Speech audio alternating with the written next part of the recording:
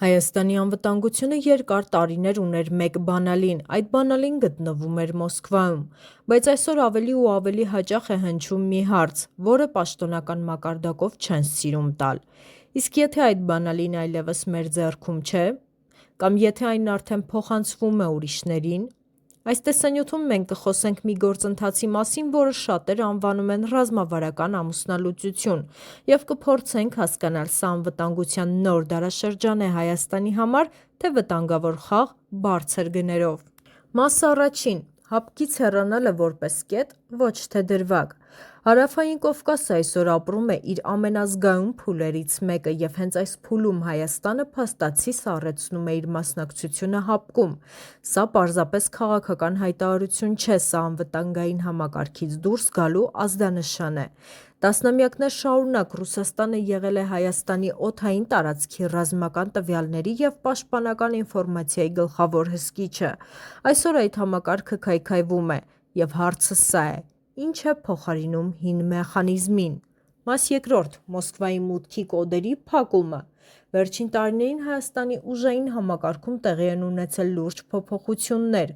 Բանակի ղեկավարություն, ԱԱԾ կառուցվածք, ներքին վերահսկողության մեխանիզմներ: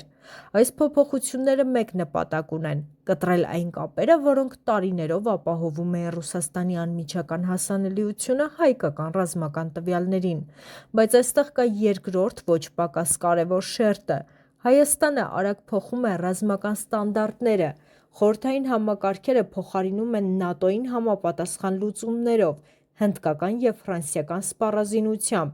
Սա տեխնիկական փոփոխություն չէ, սա լեզվի փոփոխություն է ռազմական դաշտում: Երբ լեզուն փոխվում է, հին խաղացողը կորցնում է ընթերցման հնարավորությունը: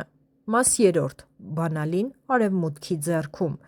Ըստ տարբեր աղբյուրների, Հայաստանը անվտանգության և դիվանագիտական աջակցության դիմաց արևմտյան խորհրդականներին թույլ է տվել սահմանափակ, բայց զգայուն մուտք պաշտպանական ենթակառուցվածքներ: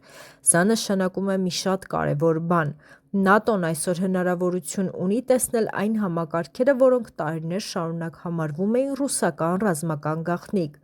Այլ կերպ ասած, Հայաստանը օգտագործում է իր ներսում գտնվող ռուսական ազդեցությունը որպես սակարկության գործիք Արևմուտքի հետ: Սա խիզախ քայլ է, բայց նաև չափազանց ռիսկային: Մաս չորս. գինը, որի մասին քիչ են խոսում: Ռուսաստանը այս գործընթացը չի դիտարկում որպես նորմալ հեռացում, այն ընկալվում է որպես դավաճանություն, և արձագանքը արդեն նկատելի է: Կիբերհարձակումներ, ապատեղեկատվական ալիքներ, քաղաքական ճնշումներ: Բացի այդ, կա մի շատ վտանգավոր բաց. օդային պաշտպանության ոլորտում Հայաստանը հայտնվել է անցումային վակուումի մեջ: Հին համակարգը թուլացել է, նորը դեռ ամբողջությամբ չի աշխատում, իսկ այդ բացը տեսանելի է ոչ միայն Մոսկվայից, այլ նաև Բաքվից: Մաս հինգ.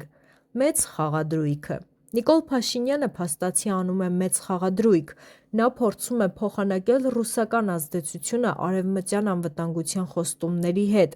Բայց մինչ այս պահը այդ խոստումները չունեն իրավական ու ռազմական հստակ երաշխիքներ: Չկա ՆԱՏՕ-ի հինգերորդ հոդված, չկա պարտադիր պաշտպանություն ու մինչ այդ Հայաստանի անվտանգության սնդուկը մնում է բաց: